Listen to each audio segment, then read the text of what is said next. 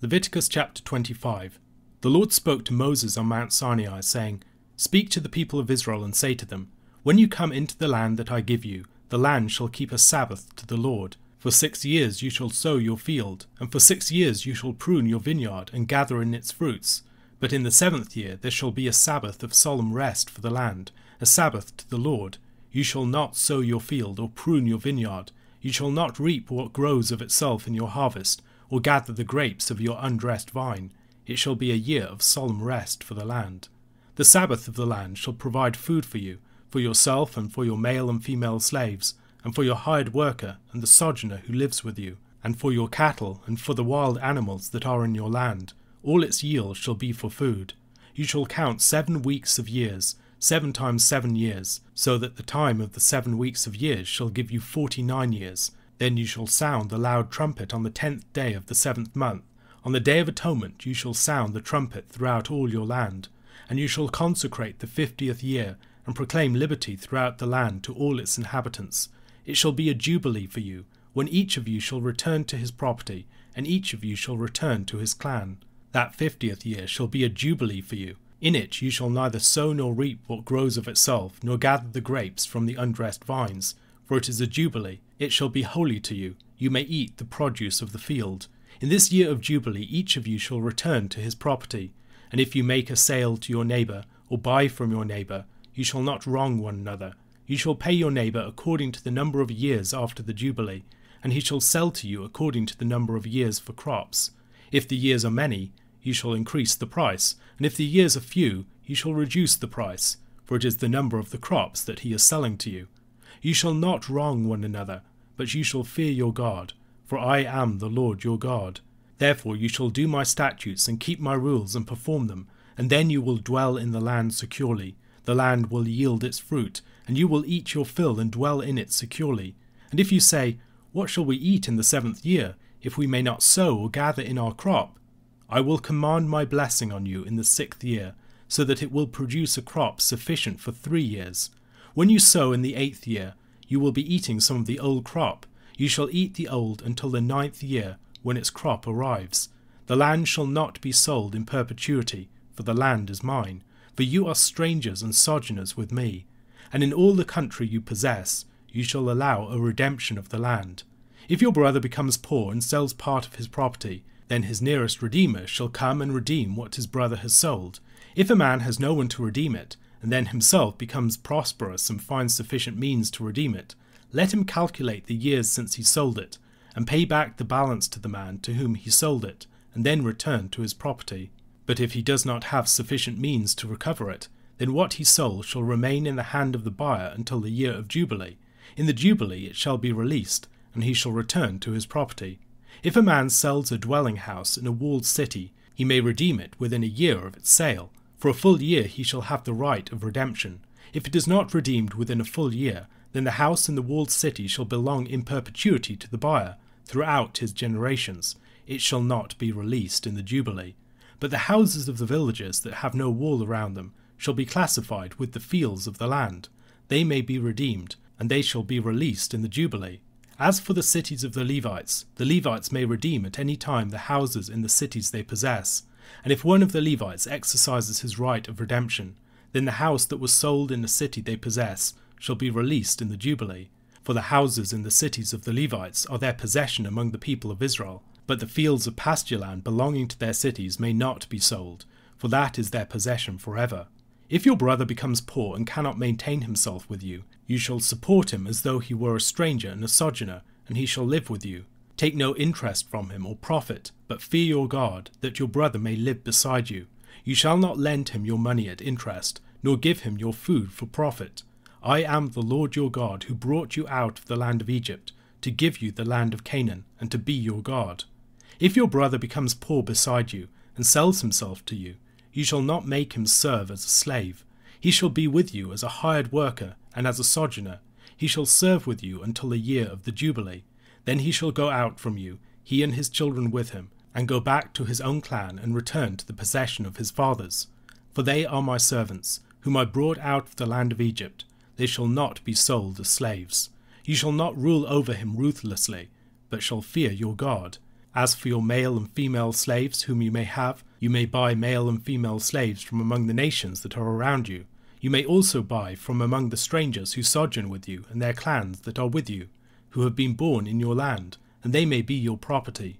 You may bequeath them to your sons after you to inherit as a possession forever. You may make slaves of them, but over your brothers the people of Israel you shall not rule one over another ruthlessly. If a stranger or sojourner with you becomes rich, and your brother beside him becomes poor and sells himself to the stranger or sojourner with you, or to a member of the stranger's clan, then after he is sold he may be redeemed. One of his brothers may redeem him, or his uncle or his cousin may redeem him, or a close relative from his clan may redeem him. Or if he grows rich, he may redeem himself. He shall calculate with his buyer from the year when he sold himself to him until the year of Jubilee, and the price of his sale shall vary with the number of years. The time he was with his owner shall be rated as the time of a hired worker.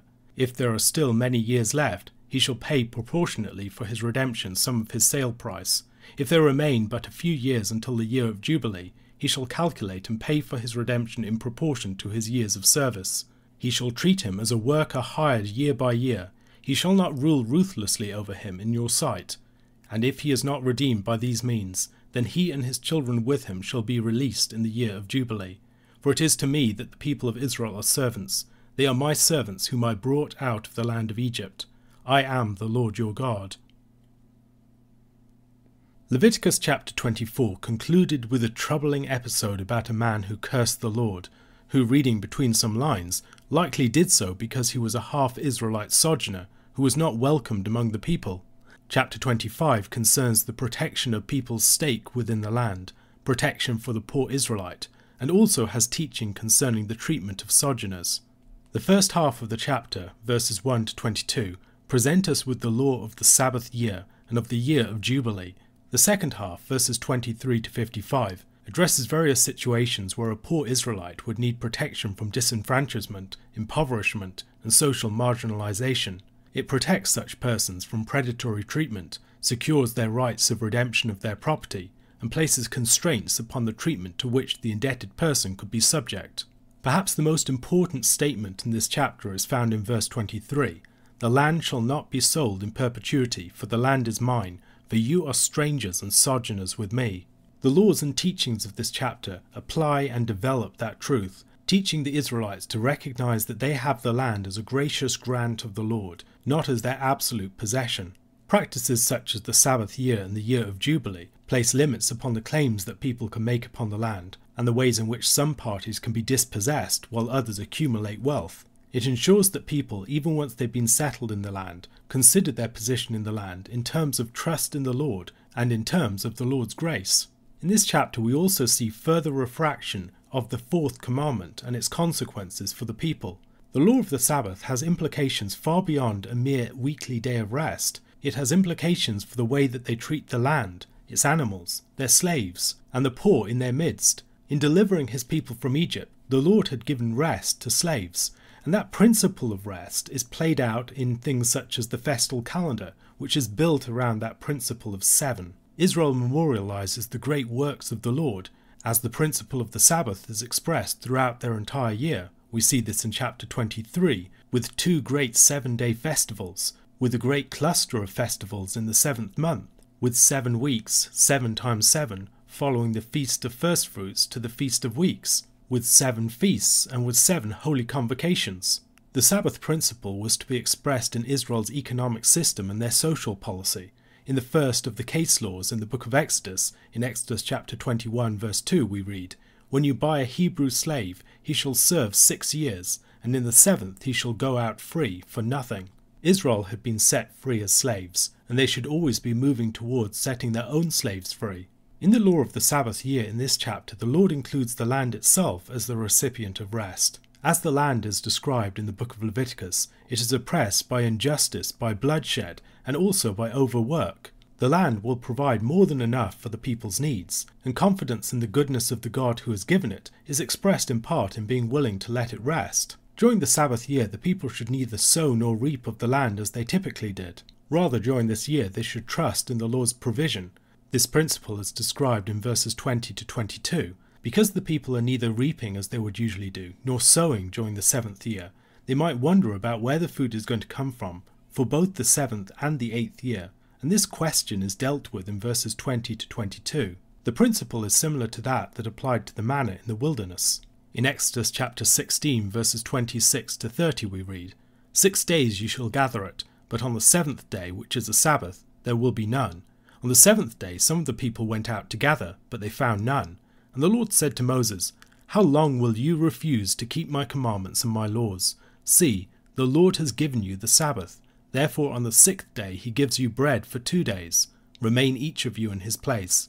Let no one go out of his place on the 7th day. So the people rested on the 7th day. Verses 6 and 7 of Leviticus chapter 25 might suggest that the people are in the land during the Sabbath year, as the poor and sojourners are in the land for the rest of the years. They are neither reaping nor sowing, but can be like gleaners upon the Lord's land. This posture of trust and dependence goes hand in hand with a willingness to show grace towards others. Those who trust in the Lord will not feel the need to overwork either themselves, their animals, their servants, or their land. They take rest and they give rest to others, and the result is good. One can imagine such a repeated, extended practice of trust would be deeply spiritually formative for the people. Where such a practice of trust did not exist, people would not only overwork themselves, but they would overwork and oppress others. The Lord declares his judgment upon an unfaithful and oppressive people in the next chapter.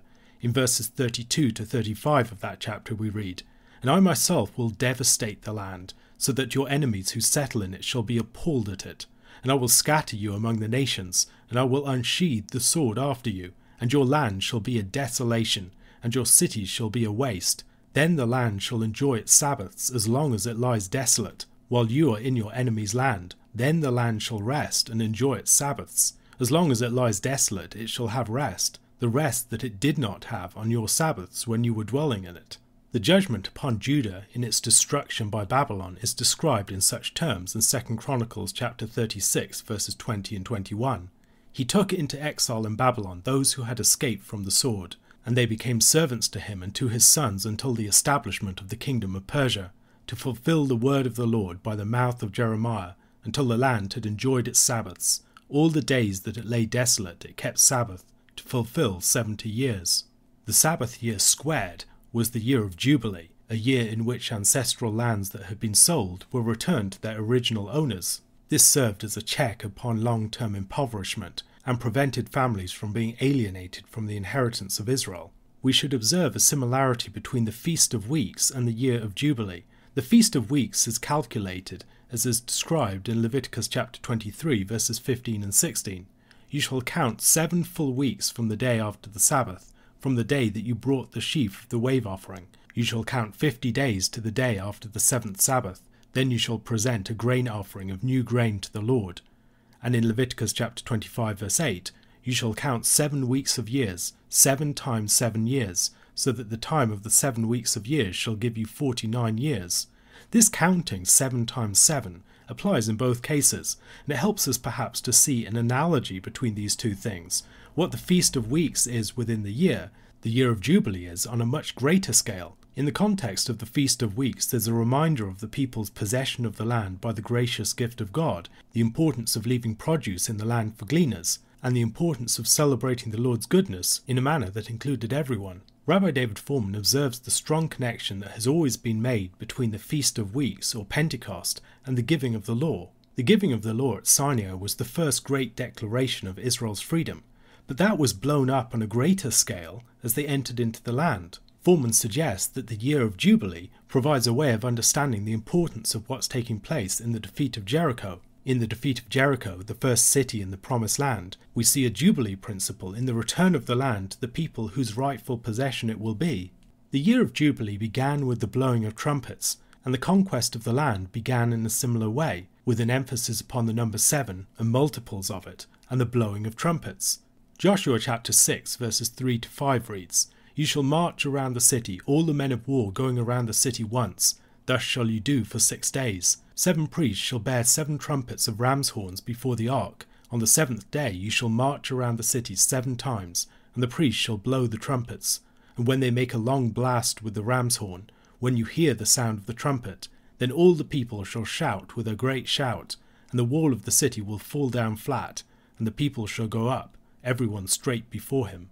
The principle of Jubilee is found throughout Israel's history in subtle ways. We might think about the way that the prophet Isaiah speaks of the year of the Lord's favour, a passage taken up by our Lord as he speaks about his own ministry in Luke chapter 4. We might consider that the completion of the temple complex occurs exactly 500 years after the event of the Exodus. Solomon brings the people into the fullness of rest, and that's a jubilee, as it were, times 10. In Daniel chapter 9, the prophet meditates upon the prophecy of Jeremiah concerning the 70 years of Babylon's dominance. He then receives a vision concerning 70 weeks of years, beginning with a 7-week of year period. 7 weeks of years is a jubilee, and 70 weeks of years is a jubilee times 10. Daniel is told that these 70 weeks will finish the transgression, put an end to sin, and atone for iniquity, bringing in everlasting righteousness, sealing both vision and prophet, and anointing a most holy place. The year of Jubilee began on the Day of Atonement, and Daniel's 70 weeks look forward to the provision of full atonement. As James Bajon has argued, the year of Jubilee is alluded to throughout the book of Ezekiel, in the dates, but also in the measurements and the numbers of his visionary temple. Within that temple, multiples of the numbers 25, half a jubilee, 49, 50, and 7 constantly appear. Ezekiel's temple is a sort of architectural jubilee. Similarly, throughout the book of Revelation, the number 7 and multiples thereof appear repeatedly. The Lord is bringing about his great Sabbath, his ultimate jubilee. In the rest of the chapter, the Lord presents several ways in which the poverty of his people must be mitigated. In verses 25, 35, 39 and 47, we have the repeated expression, "if your brother becomes poor." These verses present different scenarios and how they ought to be addressed in a way that save people from devastation, oppression and ruin. First of all, the Lord prevents the land from being sold in perpetuity. Likewise, people cannot be sold in perpetuity.